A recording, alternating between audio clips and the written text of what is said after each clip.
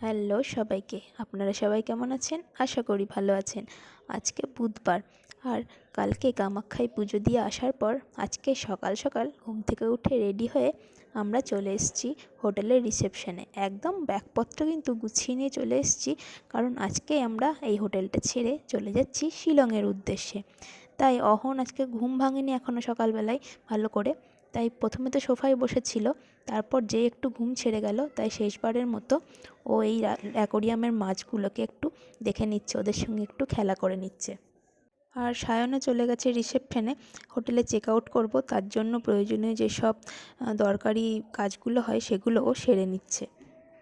প্রথমে তখন একটু ঘুম থেকে উঠতে চাইছিল না, তারপরে এই মাছগুলোকে দেখে ও একদম চনমনে হয়ে গেছে। আর এই যে কথা বলতে বলতেই চলে এসছে আমাদের ড্রাইভার দাদা।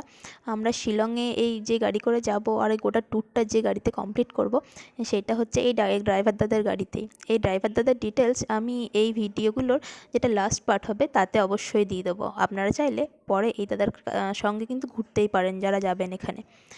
শেষবারের মতো দেখে নিচ্ছি হোটেলটাকে। হোটেলটা ভীষণ ভালো ছিল, আর বেশ ভালো কেটেছে সময় এই হোটেলে আমাদের। তো বিদায় গুয়াহাটি তোমাকে। এখন আমরা যাত্রা শুরু করেছি শিলংয়ের উদ্দেশ্যে।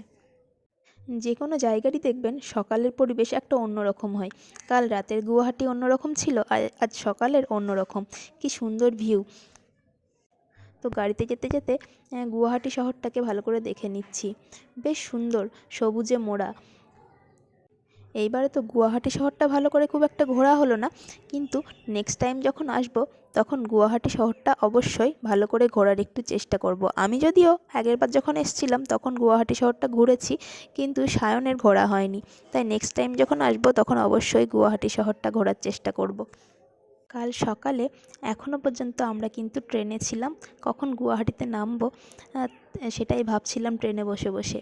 আর আজ সকালে সেই গুয়াহাটি ছেড়েই আবার রওনা দিচ্ছি মেঘালয়ের উদ্দেশ্যে। সত্যি মানুষ হলো পাখির মতো, আজ এখানে তো কাল সেখানে।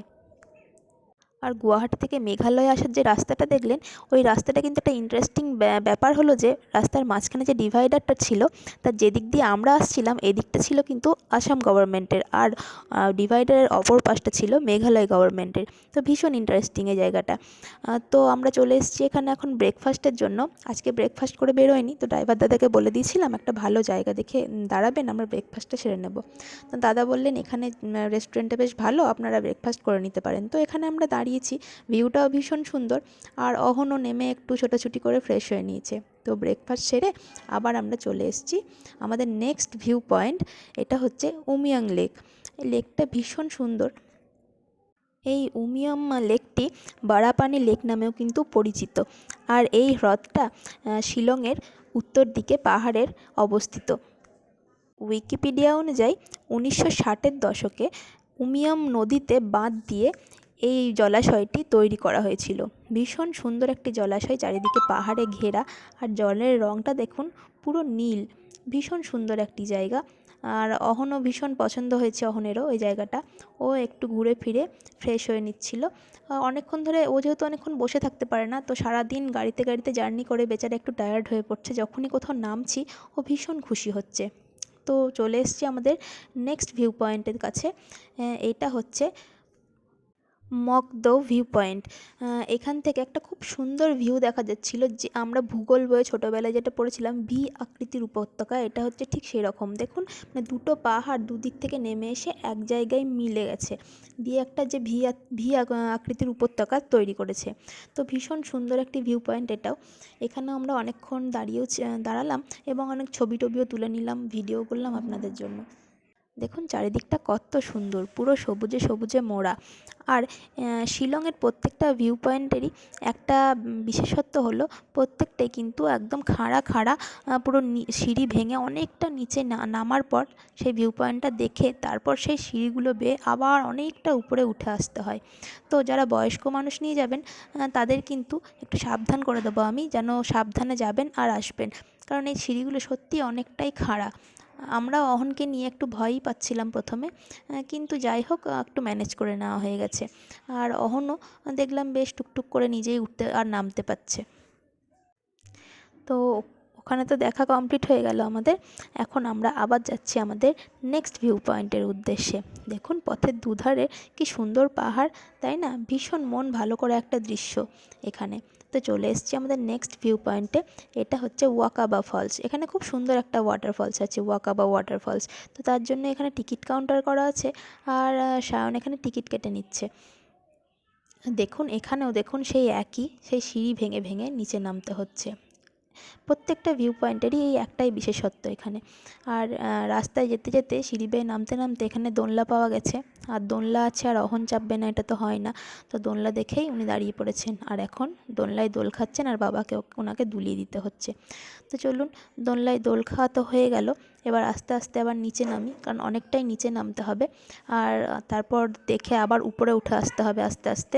তো এক্ষেত্রে অনেকটা দেরি হয়ে যাবে, তাই বেশি দেরি করাটা ঠিক হবে না। তাই আস্তে আস্তে নিচের দিকে আমরা নামছি এখন, কোনখানে ওয়াটারফলসটা আছে সেটা দেখার জন্য। এখানেও চারিদিকের ভিউটা ভীষণই সুন্দর, তাই সায়নে একটু সেগুলো ক্যামেরা বন্দি করে করে নিচ্ছে। এত সুন্দর একটা দৃশ্য। এখানেও দেখুন একটা কিন্তু উপত্যকা আছে, যেটা আগের ভিউ পয়েন্টে দেখলাম সেই রকমই। এই দেখুন চলে এসেছি আমরা কথা বলতে বলতে সেই ঝর্ণাটির কাছে। ঝর্ণাটি ভীষণ সুন্দর, আর অহন যেহেতু যাই দেখছে ওর প্রথম, এখন ঝর্ণাও প্রথমই দেখেছে, তো ওরও ভীষণ ভালো লেগেছে ঝর্ণাটা।